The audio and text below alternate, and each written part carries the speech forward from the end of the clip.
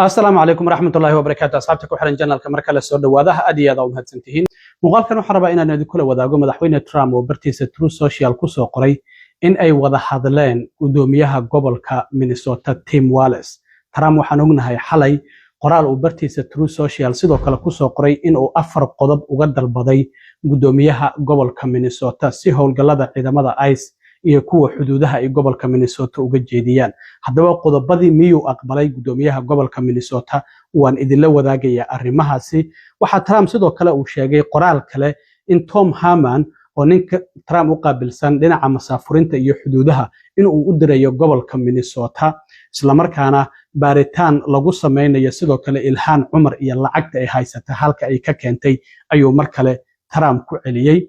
TikTok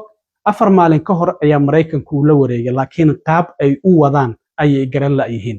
shalay ilaa iyo maanta muuqaaladii la geliyo TikTok lama daawanayo dad fara badan ayaa bilaabay inay TikTok isaga baxaan oo abab kale ay ku biiraan maxaa yeelay ay yiraahdeen faafreebka ayaa ku batay wax Israa'iil ama Trump looga soo horjeedo haddii aad geliso maba la daawanayo daawasho lama siinayo marka arrintaasina sidoo kalena waan idin la wadaagaya balse marka hore soo dhawaada madaxweyne Trump waxaan ognahay xalay bartiisa True Socialka in qoraalkan dheer uu ku soo qoray oo leeyahay 40 qodob haddii gudoomiyaha gobolka Minnesota Tim Walz iyo doqa magaalada Minneapolis Jacob Frey haddii ay fuliyaan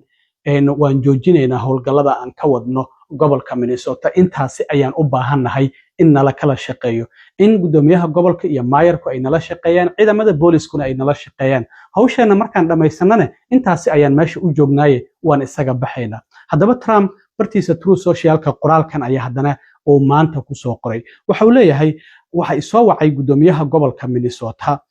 Tim Walz waxaana uu iga codsaday inaan si wada jir ah u shaqeyno marka gudoomiyihii gobolka Minnesota miyuu soo dabcay oo mowqifkiisii adkaa oo lama shaqeynayno ciidamada ICE iyo maamulka Trump miyuu ka soo dabcay Trump marka waxa uu leeyahay wuu isoo wacay Tim Walz wuxuuna iga codsaday inaan wada shaqeyno si xushmad aan ku jirto waliba gobolka Minnesota aan uga wada shaqeyno waxa uu ahaa qad telefoon aad u wanaagsan oo si wanaagsan ayaan telefoonkaas ugu wada hadalnay marka madaxweyne Trump waxa uu yiri waxaan u sheegay gudoomiyaha gobolka Minnesota in Tom Harman uu soo wici doono Tom Harman waa ninka Trump u qaabilsan arrimaha masaafurinta iyo waliba xuduudaha waxaan isla eegaynaa ayuu yiri qaab dhammaanba dadka dambiilayaasha ah oo gacanta uu ku hayo maamulka ama gobolka Minnesota in ay nagu soo wareejiyaan oo gudoomiyuhuna si xushmad leh ayuu arrintaasi u fahmay waxaana isla garanay inaan mar kale wada hadli doono mustaqbalka dhow marka waxa uu leeyahay waa uu ku faraxsanaa in Tom Harman uu gobolka Minnesota u soo socdo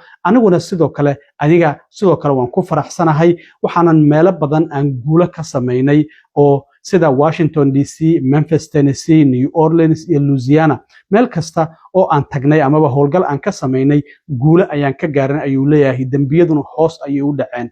laakiin wuxuu yiri aniga iyo gudoomiyaha gobolka Minnesota waxaan rabnaa inaan arrinta wanaajino marka sida meesha ka muuqato wada hadalka dhaxmaray gudoomiyaha gobolka Minnesota iyo madaxweyne Trump in ay meel wax isla dhigeen oo ay isfahmeen macnaha waxay tahay dalabkii Trump afartii qodob uu u soo gudbiyay in ay isla garteen oo ah dadka dambiilayaasha ah dadka sharci la'aanta ah in ciidamada boolisku ay la shaqeeyaan oo Minneapolis iyo waliba St. Paul ciidamada ICE oo dadka ay qabtaan oo sharci la'aanta ama dambiilayaasha ay ku wareejiyaan ciidamada ma arrimahaasi ayaa la isla afkartay afartan qodob oo idin muuqata ayaa Trump xalay bartiisa uu soo galiyay waana anigii muuqaal ka soo duubay haddaba afayeenka aqalka cad Caroline Levitt oo iyaduna shirkeedii jaraa'id ee maalinlaha maanta qabatay ayaa afartii qodob aqrisay waxaana ay xaqiijisay in gudoomiyaha gobolka Minnesota Tim Walz iyo madaxweyne Trump ay wada hadleen oo arrimahan ay ka wada hadleen haddaba waa tan iyadoo arrimahaasi xaqiijinaysa It is President Trump's hope and wish and demand for the resistance and chaos to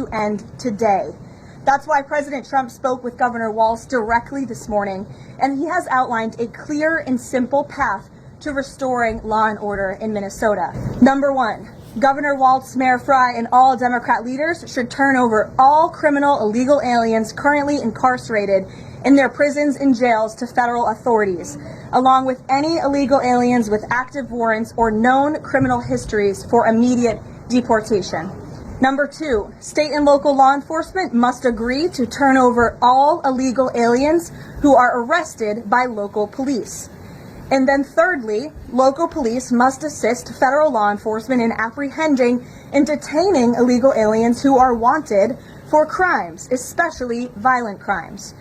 If Governor Walz and Mayor Frey implement these common sense cooperative measures that I will add have already been implemented in nearly every single other state across the country, Customs and Border Patrol will not be needed to support ICE on the ground in Minnesota. ICE and local law enforcement can peacefully work together as they are effectively doing in so many other states and jurisdictions. Additionally, President Trump is calling on the United States Congress to immediately pass legislation ending sanctuary cities once and for all. American cities should be safe sanctuaries for law-abiding citizens only, not for dangerous illegal alien criminals who broke our nation's laws and do not belong here. We hope Governor Walz will do the right thing and continue to work with President Trump to keep the American people safe following their call this morning. dhinaca kale madaxweyne Trump qoraal kale ayuu haddana bartiisa True Social uu ku soo qoray wuxuu leeyahay waxaan Minnesota u dirayaa Tom Harman waxana ma uusan ku lug lahayn arrimaha halkaasi ka jiray Tom Harman ma uusan tagin Minnesota intii howlgaladan ay socdeen ayuu ka wadaa laakiin waxa uu yaqaana isla markaana uu jecel yahay dad fara badan oo halkaasi jooga Tom Harman waxa uu leeyahay waa nin adag laakiin cadaalada si toos ah ayuuna aniga warbixinta igu soo gudbin doonaa laakiin arintaasi waxa ka gooniya in baaritaankii uu socdo ayna lacagtii 20 bilyan ahayd ee la xaday oo lacagihii ceyrta ahaa oo gobolka Minnesota laga xaday in baaritaankeeda uu socdo waxaana sidoo kale uu sheegay in kooxo abaabulan ay mudaharaadyada qalalaasaha wato ay ka wadaan wadooyinka gobolka Minnesota intaas waxa sidoo kale ka sii gooniya ayuu leeyahay in wasaaradda cadaaladda iyo Congress-ku ay hadda baaritaan ku sameynayaan xildhibaanad Ilhaan Cumar oo Soomaaliya ka soo tagtay iyadoo aan waxba wadanin haddana lacagta ay haysato ee 44 milyan oo dollar ay gaarayso Trump 2 maalin ama 3 maalin ka hor wuxuu dhahay lacagta ay haysato waa 30 milyan haddana 44 milyan ayuu gaarsiinaya marka 3 maalmood gudahood miyay 15 milyan ay ku korortay lacagta Ilhaan ay harsato mase waa meel been ah wax cadeymaha ma jiraan oo eedeymo beena ayaa Ilhaan loo soo jeedinaya sidaasi ayaa haddana uu ku leeyahay bartiisa True Social qoraal kale uu ku soo qoray uu leeyahay lacagtii la xadayna baaritaan waan ku haynaa Congress-ka iyo wasaaradda cadaaladuna waxay baaritaan ku hayaan lacagta Ilhaan ay haysato oo Trump uu ku sheegayo ilaa iyo 44 milyan dhinaca kale war TikTok maxaa ka qaldan waxaan ognahay 22kii bishan January hadda 4 maalmood ka hor in shirkadii ByteDance ay si rasmi ah ugu wareejisay ay maalgeliyaal Mareykan ah TikTok marka qaab ay u maamulaan ay garan laayihiin shalay iyo maanta muuqaaladii la geliyay TikTok wax views ma helayaan oo hal qof xitaa ma daawanayo teeda kale ani muuqaalkii aan sabtidii soo geliyo ninkii cadaanka oo Minnesota lagu dilay gabi ahaanba waa la diidaba in xitaa lacag la igu siiyo waa la baangareeyay waxaan isku dayay appeal inaan ka qaato marka qaybtii appealka oo qoraalka aad ku qori lahayd maba jirtaba appeal ma qaadan kartid TikTok markii hore shirkadda Shiinaha markii ay gacanta ku haysay hadii muuqaal lagu dhago appeal ayaad ka dhiibanayso meel aad appealkaada ku qorto aad ku cadeynayso muuqaalkan waxyaabaha lagu eedeynayo in uusan lahayn ayaa jirtay markaas kadib 99% qofku haduu muuqaalkiisa appeal ka qorto jawaab ayaa la soo siin jiray oo inta badan ah in muuqaalkii qofkii loo fasaxayo oo laga qaadayo xayiraadii la saaray laakiin hadda Mareykanku markii uu la soo wareegay waxba muuqataba xitaa appeal ma dhiiban kartidba dad fara badan ayaa laga xiray TikTok dad fara badan ayaa muuqaaladoodii wax view ah in la siiyo la diiday oo maba la daawanayaba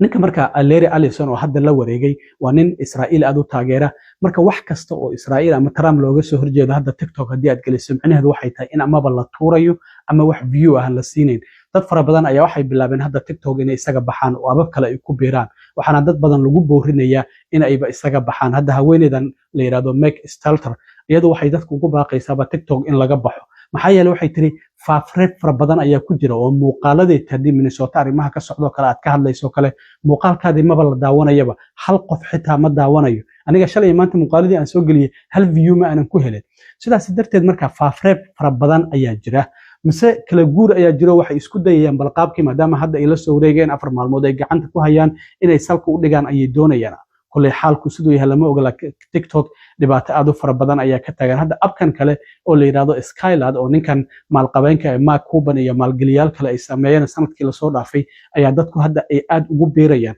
ilaa iyo 380,000 ayaa ku beertaa la leeyahay maalmihii la soo dhaafay. Marka ilaa iyo 42 milyan dad ka badan ayaana hadda ku jira. Marka ababkii kale in dadku ay u wareegayaan ayaa muuqata oo TikTok laga wareegayo maadaama faafreebkii uu ku badan yahay wixii aad soo gelisay aan la daawanaynin amaba xayiraad la saarayo lacag aan lagugu siinaynin amaba dadba xitaa abkoodii la iska dilayd garaynayaba. Marka gacanta waxaad u malaysaa hadda Israa'iil maadaama ay ka cabanaysay oo ay dhahaysay in TikTok meelaha social media waa naloo ka adkaaday hadda maadaama Maraykan loo soo wareejiyay in Israa'iilba uu gacanta u galayba TikTok oo hadda iyagu ay maamulayaan sida muuqataba oo wax kasto ama iyaga looga soo horjeedo ama Trump looga soo horjeedo in hadda meeshii laga saarayo. Aad iyo aad u mahadsantahay.